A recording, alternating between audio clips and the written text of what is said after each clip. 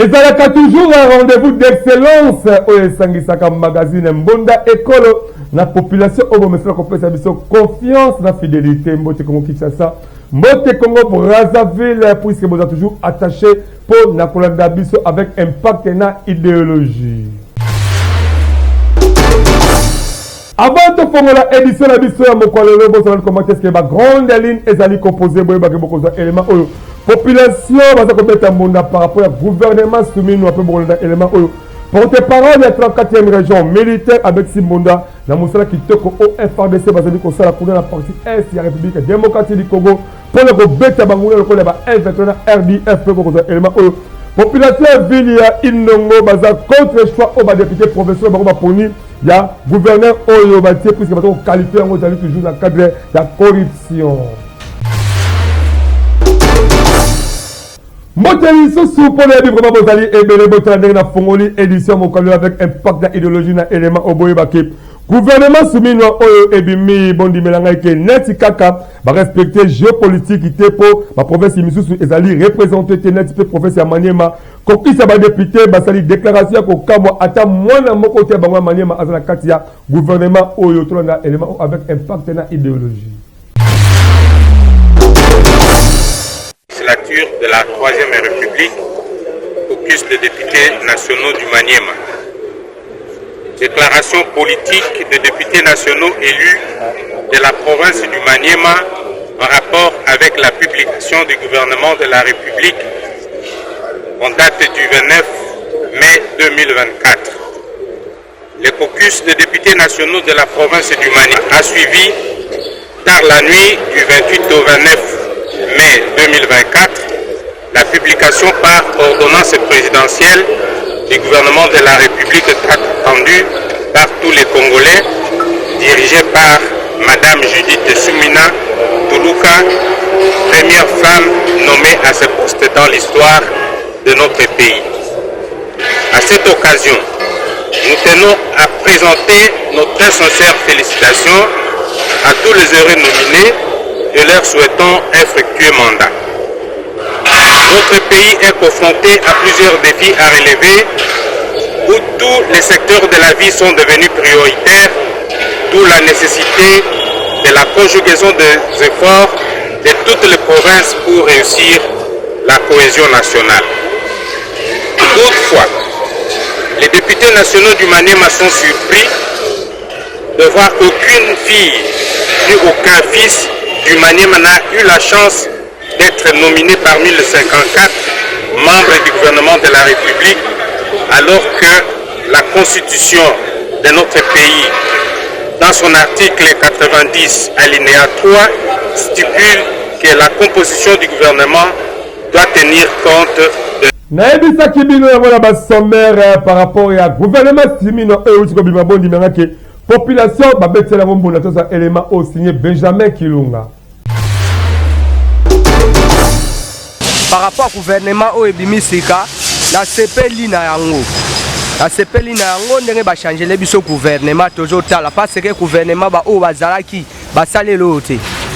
Banda ba koti 5 ans ba hotel sili ba sale lote tomoni changement moko te na mboka biso ba jeune komika boy. Loto komi na pasi nzela nanu ezate courant mabe mai mabe biso ba jeune boy. Tozoni okamba babulo ezate komi atawana nzela do $3 kutu kolobela utute. $3 kolobela utute. $3 tina 28 000 fois $10. 28 000 fois $10. Tozo kemba makasi. Ba jeune moyen to bala ezate, moyen to sa sorti ezate. Bon oui. To sepeli makasi pour na sortie ya gouvernement parce que tozela ki yango mingi. Tozela ki yango mingi parce que yé mongo président de la République alaka ki biso makambo ebele.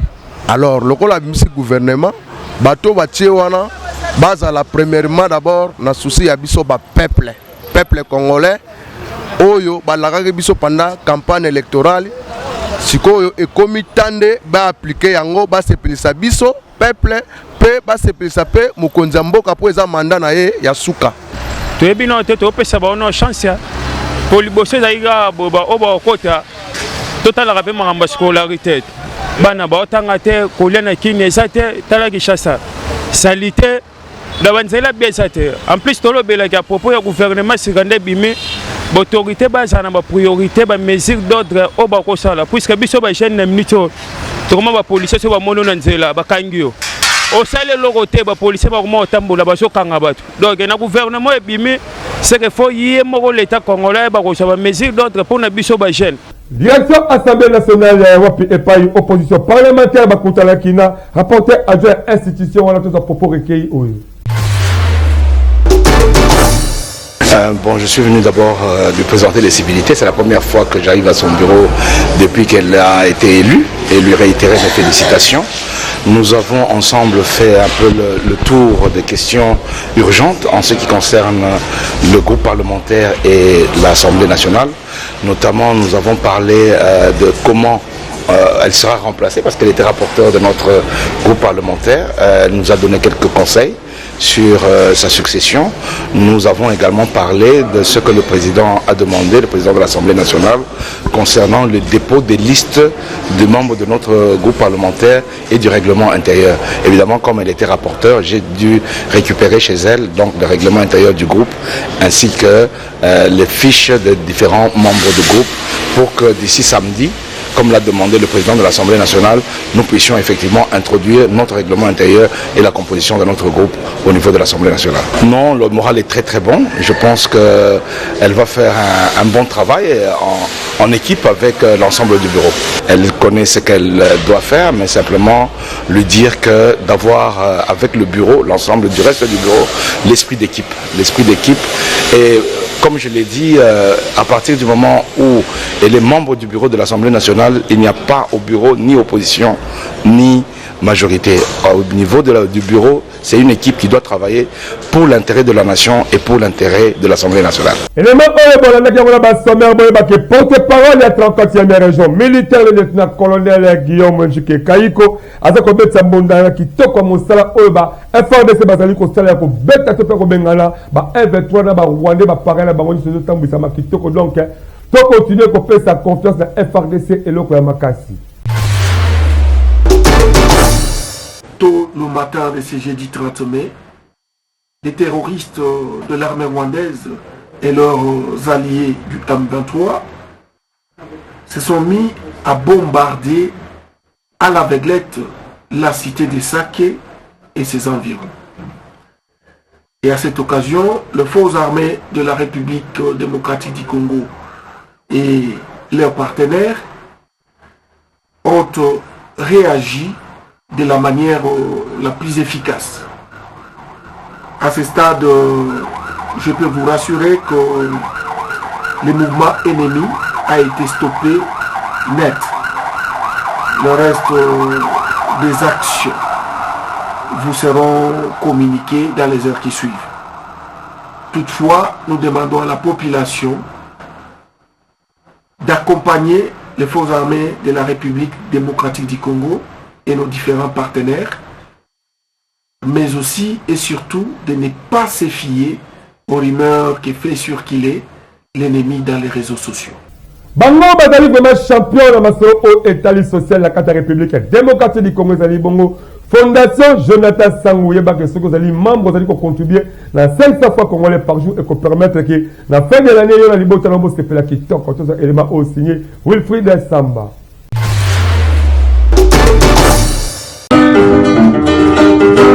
Ndeko ya Congo, papa, mama, elege, tangu esi ebelemi, yo moto oyo ozali kolala la pongi, lamukapo, omona misala kitoko, Fondation Jonathan Sangou azako sala, à travers ba service na ebele oyo, ezana kati ya fondation. Yeba ke na Fondation Jonathan Sangou, à travers FJS devise, nan 500 fois ya pamba par jour, et kosala ke, na suka mvula, yona libota na yo mobimba bolia bomela pe bofete kitoko tala ba oyo bapesaka confiance na fondation Jonathan Sangu bafetaki kitoko mvula oyo euti kosila asi na sepe ndenge tozwi biloko mbongo biso topesaki me biloko tozwi eza ndenge moko te po biloko tozwi eleki na mbongo oyo biso osali nini topesaki soki na lancé bango bamoni eza bamona yango oza lokuta nasengi mpe ebele baya vraiment tosangana po balobi union fait la force ebongo na cadre ya baformation wana kutu lala na yo pongi ya babebe po baformation eza ebele lokola make-up na misala ya ndenge na ndenge na oyo etali kozwa mosolo mpo na yo moto ya mombongo ndimela ngai ke soki kaka okoti kuna nyonso ekozala pete mpo na yo bamama bapapa bandeko basi mpe mibali boya kokota na fondation Jonathan Sangu kovivre na lisanga ezalaka malamu mpo na kozwa bango ndimela ngai ndeko ya Congo benga bango kaka na banimero oyo mpe bakoyamba yo avec impact mpe na idéologie na fondation Jonathan Sangu mpo na nyonso ya social yebake oza mobimba fondation Jonathan Sangu yo nde mosungi ya peuple congolais fondation Jonathan Sangu congolais andimi yo avec impact na idéologie yebake misala na yo emonani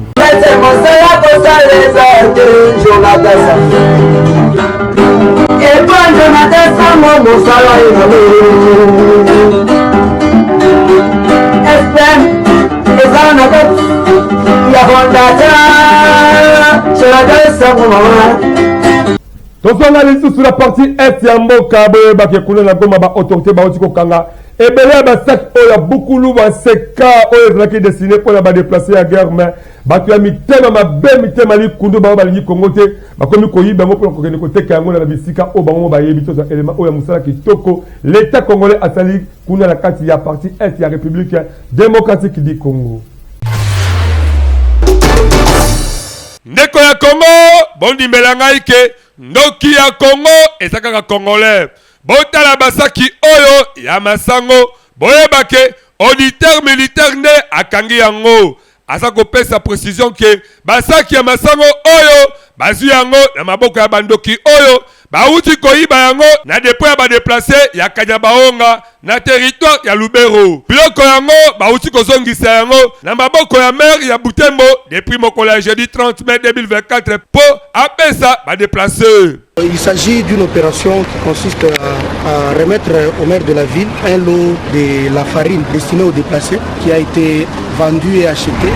On a appréhendé ça dans des camions en train d'être transporté vers une autre destination, des buts commerciaux. Nous avons saisi 877 sacs que nous venons de remettre à la mairie de Butembo parce qu'il y a des déplacés dans la ville. Je crois qu'ils peuvent être bénéficiaires au lieu de laisser ça entre les mains des malhonnêtes, des citoyens malhonnêtes qui ont volé dans les dépôts des réfugiés. Quand vous regardez sur les sacs, il est écrit que ce sont des produits à ne pas vendre ni échanger. Si un déplacé il est dans le besoin, comment peut-il lui-même déjà vendre ce qui lui est destiné pour son propre bien? Ça, ce n'est pas bon. Commissaire supérieur ya la police ya mopanzi wana en tout cas bondi melangaike yebe na ngambo na ye a remercier musala kitoko oyo bauti kosala po kokanga ba miyibi oyo. Nous remercions l'auditeur pour cet acte posé et nous supposons que l'opération va continuer pour décourager ce genre d'actes qui n'honorent pas la République démocratique du Congo. Bon, nous ne connaissons pas la destination. Nous ne voyons que les produits qui sont devant nous. Les vrais destinataires sont à Butembo. Plus de 800 ménages qui sont à Butembo. Ils seront les bénéficiaires. Et bongo, ba mama o boza komona, bondi melangaike, atako baza kolela, en tout cas bazane bandokipo, bangonde bazalaki ko escorter biloko oyo me, na lokotala bango baza kolobake, basobaki yango epa ba réfugié. Et sali soni, ma pe passer en tout cas dossier oh, eza à suivre yango bebiso. Tobetisika kambonda. Tozo maloba oyo euti kobima na réunion moko ya suka ya kokisi ya badéputés nationaux ya Congo central.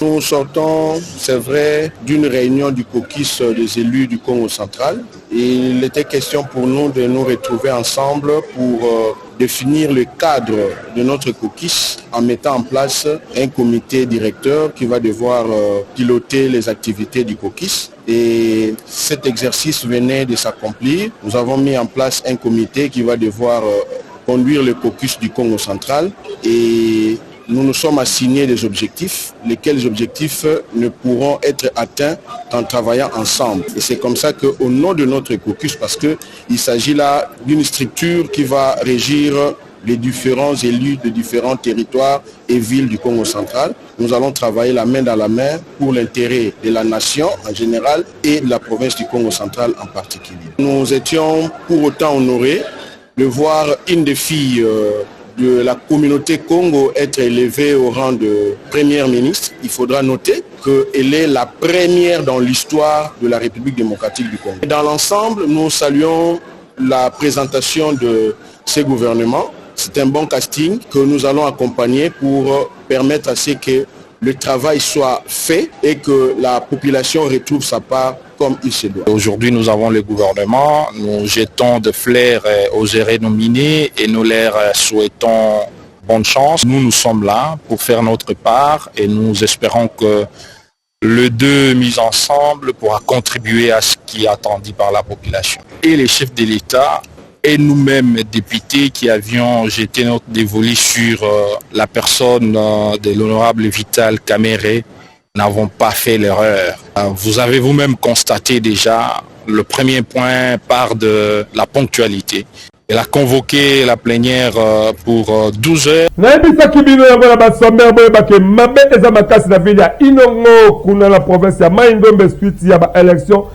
sénateur, il y a un gouverneur, il y a un administrateur principal, il y a ONG Alerte République démocratique du Congo.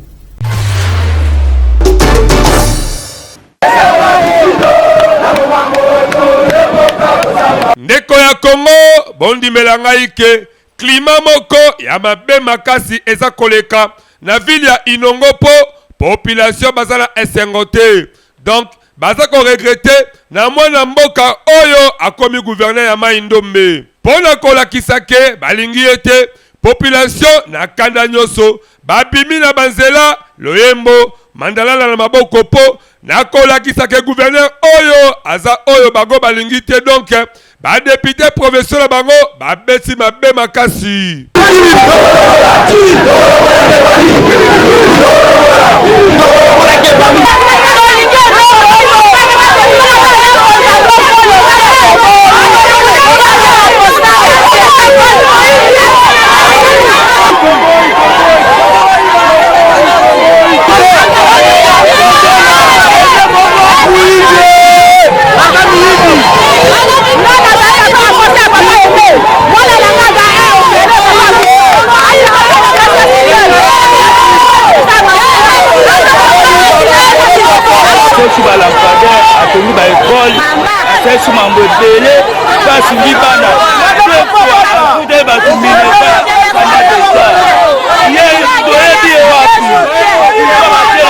Bondi melangai ke un jour avant la élection, population oyo kaka ba organisaki marche mokopo na ko dénoncer ndenge ba député provinciaux bazala ki séquestré la résidence ya ndeko moko oyo autaki Kinshasa akendaki kuna po na ko favoriser corruption. Biloko ya boyende eza ko boba Congo. Ba député esengeli boye bakosala choix moko noble oyo et ko permettre que province na bino ezo développement ya kitoko. En tout cas, awa vraiment elakisi ke ba député bomilingi te soni pasipe mawa yango pe biso.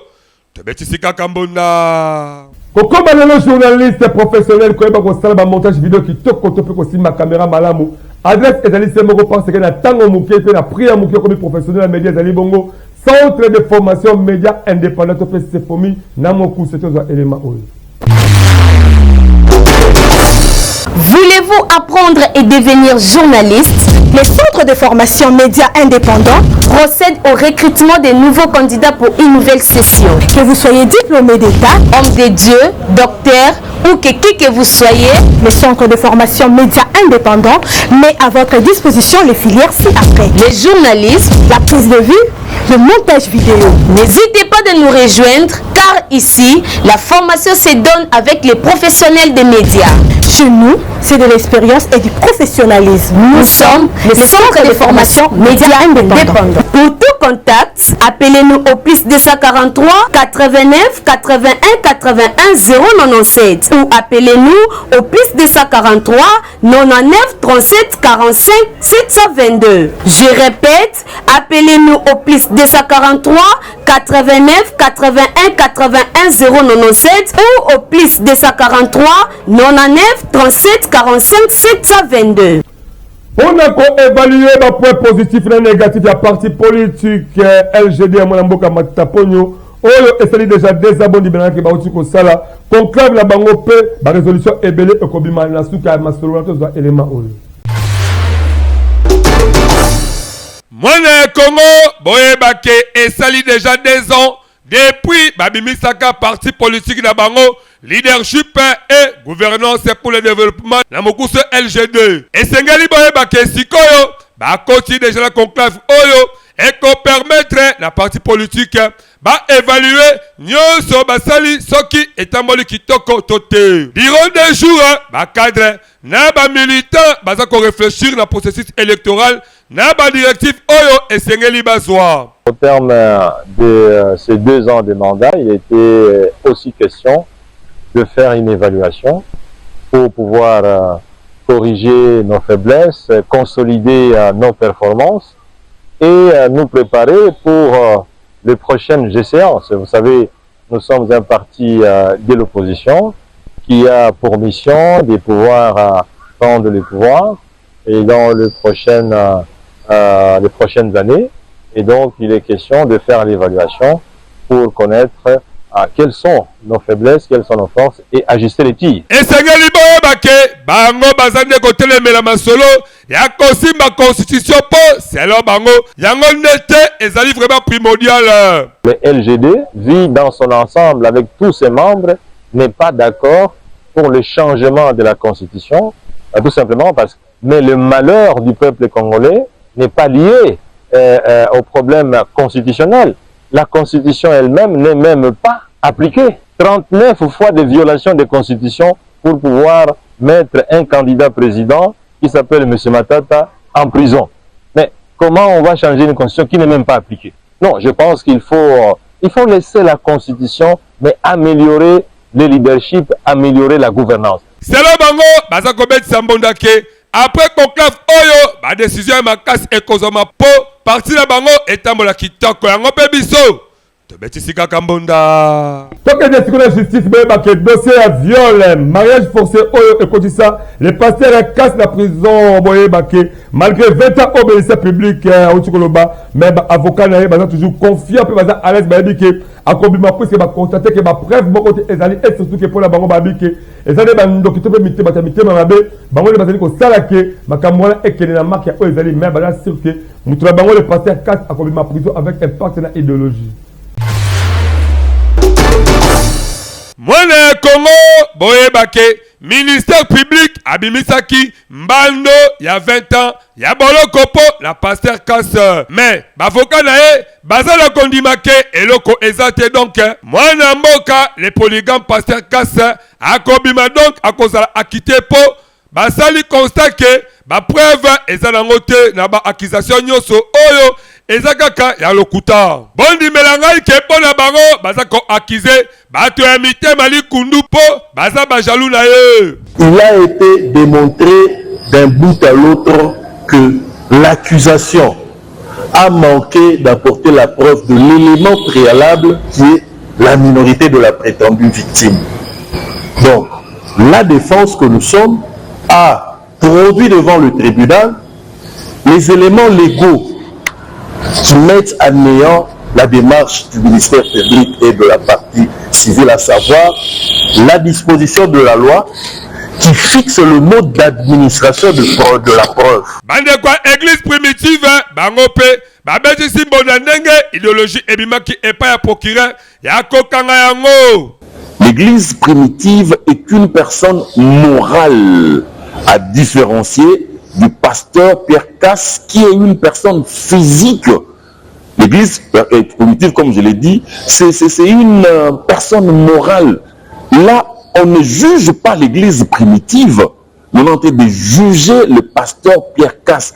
Donc, il n'y a rien à voir. On ne peut pas aller jusqu'à demander la fermeture de l'église primitive. Nakada rappel et Sengeli Boyebake, le pasteur Casse, Kolo Masolo, ya polygamie, à la prison Makala po, naba accusation lokola, viol, mariage forcé, nande komosi oyo, meda, mingi balobakake, aza mineur, malgré Koboya, ya papa nae, ndenge alobakake, ezande nzoto ya mwana nae, nde salaka bongo po, asi akoma nae majeur kala, nzoto nae, alande ya mama nae. Dossier oyo, eza vraiment à suivre, yango biso. Tobetisika Kambonda. Soki okela Congo central na village ya Mbanzalula ko kama population zo vivre ba condition moko critique ya toza élément au signé Papi Mateka.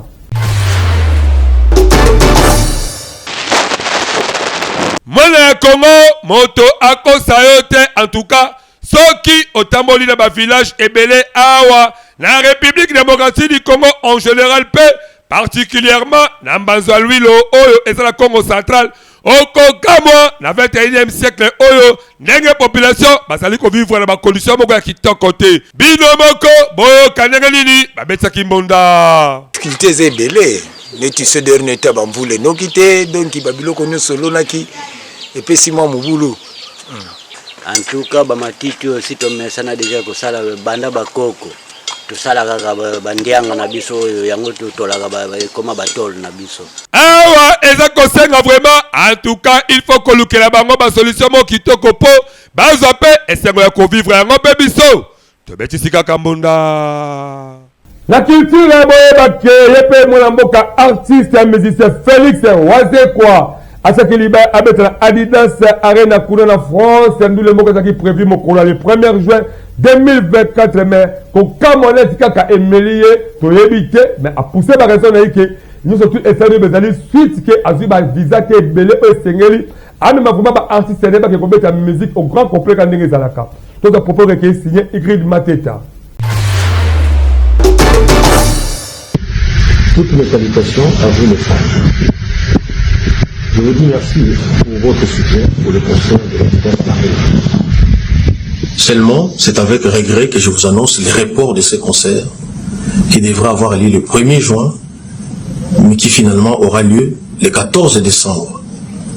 Vous qui avez les billets, pouvez les garder et continuer à acheter les billets pour cette nouvelle date. La raison, c'est que je n'ai pas pu avoir les visas nécessaires pour pouvoir faire ces concerts. Sur les 39 visas demandés, on ne m'a donné que 5 visas. Vous conviendrez avec moi qu'avec 5 visas, c'est difficile de faire de la chorégraphie. C'est difficile de pouvoir faire du spectacle. C'est pourquoi en accord avec mon producteur Double S Prod, en accord aussi avec la salle de l'Adidas Arena, nous avons jugé bon de reporter ces concerts pour le 14 décembre. Le nécessaire sera fait pour que les concerts puissent bien se passer. Je vous le promets. Page rose abakisi mvula moko kati bamvula onzambe apesa ye mwana mboka Arnaud de Boutela le bogara ya botala ndenge azali wana ya kosa bino te kolia komela eza vraiment au rendez-vous et c'est sur le but que DG Mbonda ekolona équipe mobimba taba mobimba champagne kwanga mongole avec impact na idéologie. Le bonheur que tu mérites, tu vaux tellement pour nous que le monde. Tala ndenge tokobi na suka édition la biso ya mokwalelo mais tokosisa ngo bote ça pour autant tosala bino ba rappel de titre boye bakebondaki eleba ondenge nini population batako betisa mbonda ya gouvernement soumis no pe bozaki élément o porte-parole ya 34e région militaire abeti mbonda ya musala kitoko au FRDC bazako sala ko bengana ba M3 ba RDF pe bozaki élément o population ya ville ya Inongo baza contre choix au ba député professionnel bango ba poni ya koza gouverneur o bango ba sepeli na été passe bazoli ko constater que net ka corruption ezaki na kati ya masolo yango On a bouclé complètement édition Mokalelo, on a allé dans la présentation avec impact et idéologie, la caméra Jackie Bongo, Moussala Kitoko, le réalisateur, monteur, écrit Mateta édition et Simamaki, et pas un mot en boca, Jansi, qu'on est peu bon, à tout moment, à chaque fois, vous s'abonner, vous avez la mission dans ma YouTube, et ça vous permet de s'avancer, de gagner les bossos, et surtout beaucoup plus de s'abonner vraiment. Mais bon, continuez toujours, faites un peu confiance. Donc, on peut s'abonner, le spot publicitaire. Pour les Christians, pour permettre à M. de souffler, qui toque pour vivre, il y a comme ça, ma campagne à Nenge Ezalaka. Vous connaissez les dédicaces spéciales. Dédicaces spéciales. Ma maman, surtout, qui toque, on va faire ça à bon écolo, confiance la fidélité. Dédicace spéciale. Ma papa, on va dire, on va bête en bon, on va faire un bon écolo. Vous allez seul magazine, vous avez responsabilité. Donc on peut savoir information, actualité, à solo à temps réel. Vous continuez à faire confiance. Rappelez, la ligne abino ma cassi. Donc à la prochainement, sur Zongiti. Bye.